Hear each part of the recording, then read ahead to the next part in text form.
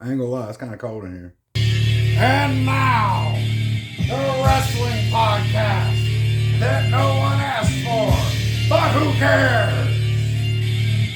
Nothing is real to me, damn it!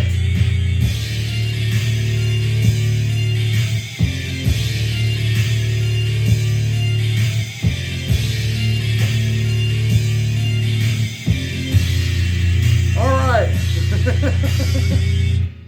I'm going to have that a little bit more smoothly integrated into the show next time around. But hey, you got a theme song this time. So, starting off, Nothing is Real to Me, damn it. Episode 3, as promised, we're going to talk about New Japan Pro Wrestling. I'm not shooting this again. Battle in the Valley 2024. Overall, it was a great show, and the crowd was a lot more into it this time around than last year. I remember watching last year's. It feels like just a few months ago because I did actually watch it just a few months ago on a replay. But the crowd was just not really very active, and that really takes me out of it as a viewer. I don't know about how you feel, but leave that in the comments.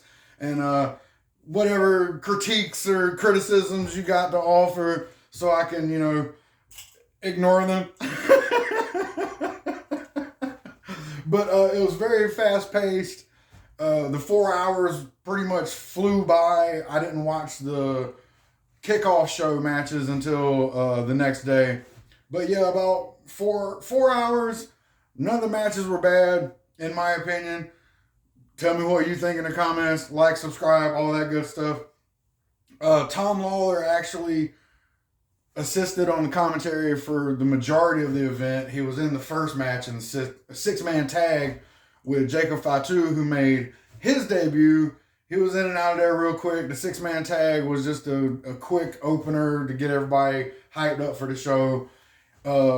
Everybody kind of came in, did their greatest hits, as it were, and the match was resolved. I ain't giving any spoilers away. You can still watch the replay on NJPW World or Triller TV, but I found out that I didn't know this beforehand. If you subscribe to NJPW World, you can watch Battle in the Valley, but there's no English commentary. So if you want the English commentary, you gotta pay the $20. And I happen to feel like it's well worth it. So if you care, Jungle Boy Jack Perry, who presumably isn't going to be going by Jungle Boy anymore, just Jack Perry, scapegoat Jack Perry, how edgy, but you might as well lean into it, right? The Shooter Umino feud, I'm going to be keeping an eye on it. Tell me what you think about that one and all the other upcoming feuds. We got Matt Riddle. He called out Tanahashi, but Tanahashi just went, I don't really know who this guy is. So, hasn't said anything else about it. So that's pretty slick. But he's going to have, Riddle's going to have to go through a few other people before he gets to the president of New Japan Pro Wrestling for sure. But he could be joining United Empire. X wound up being Jeff Cobb. I'm not giving anything away. They gave it away. You saw probably the meme going around now. Jeff Cobb right under picture of Matt Riddle. But anyway, Matt Riddle, maybe one of the 5 that Ospreay chooses for his cage match, 5-on-5 versus Bullet Club. That's going to be really cool.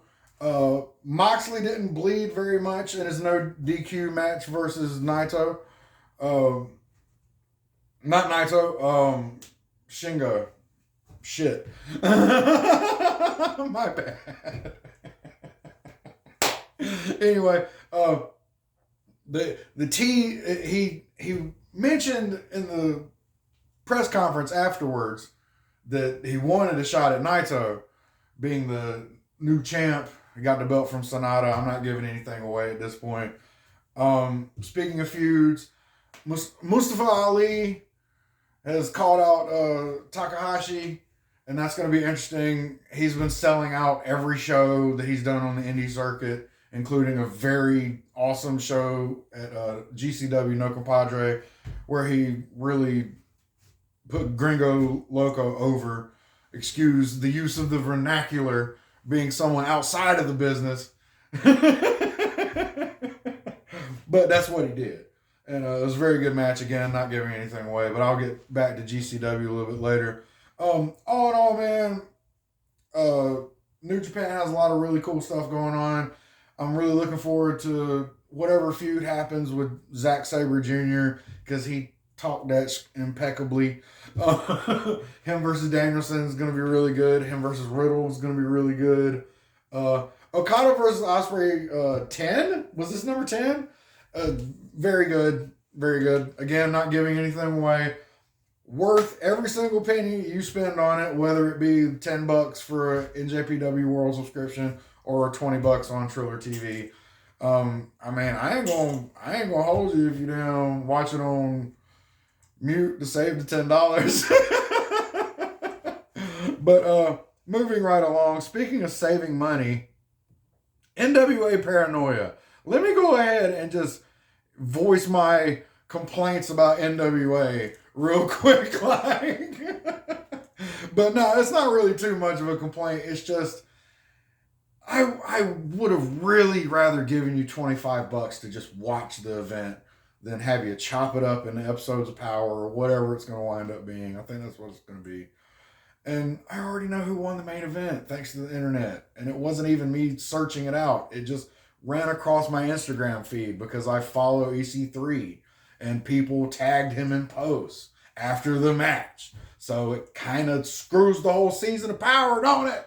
If I already know the winner of every single match. It's like, bro, just, I don't know what the deal was with the CW app. Maybe they wanted 30,000 downloads of the app or whatever from NWA fans in exchange for whatever scratch your back, I'll scratch yours kind of thing that TV networks do. But I digress. I'm still going to watch Power, but like I said, I guess we already kind of knew going into it who was going to win most of the matches. Just like with a lot of wrestling, if you pay attention, you kind of know who's going to win the match. But you get surprised a lot too. And speaking of surprises, GCW, banger after banger after banger. Even when the shows aren't that great, they're still pretty damn great. No Compadre and 56 Birds back to back. No Compadre, like I said, it was a banger. 56 Birds was like a quick, entertaining little follow-up featuring a contract signing between Effie and Mance Warner that you absolutely have to see. If you haven't been following Effie versus Mance Warner in the indie circuit, it's been very, very, it's been cinema. But no, Effie is really that dude in the indie scene. And Big Gay Brunch number 8 and 9 are coming up very soon. 8 this month and 9 in April. And I watched Big Gay Thanksgiving, not brunch. I watched Big Gay Thanksgiving this past Thanksgiving, and it was very entertaining. But like I said, GCW always puts on a good show. They give you a good mix of the fluorescent light tubes and the doors and tables and stuff like that, and then comedic matches, and then just purely dramatic stuff like the Effie and Mance Warner thing. Hey man, that's good stuff. The Mance Warner heel turn, like, hey man. But anyway, I think that's more or less everything I wanted to talk about. Like I said, I want to make this one quick because it's cold, baby. Quick and dirty 10-minute episode. Number 3. Number 4, it will be all things WWE because this one wasn't.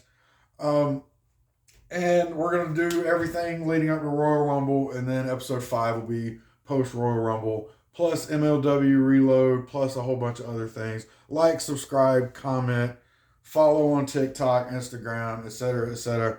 I'm at Vin Perp everywhere else, but right here I'm at Vin Perp Wrestling, RASSLIN, because that's how we say it down south. Deuces!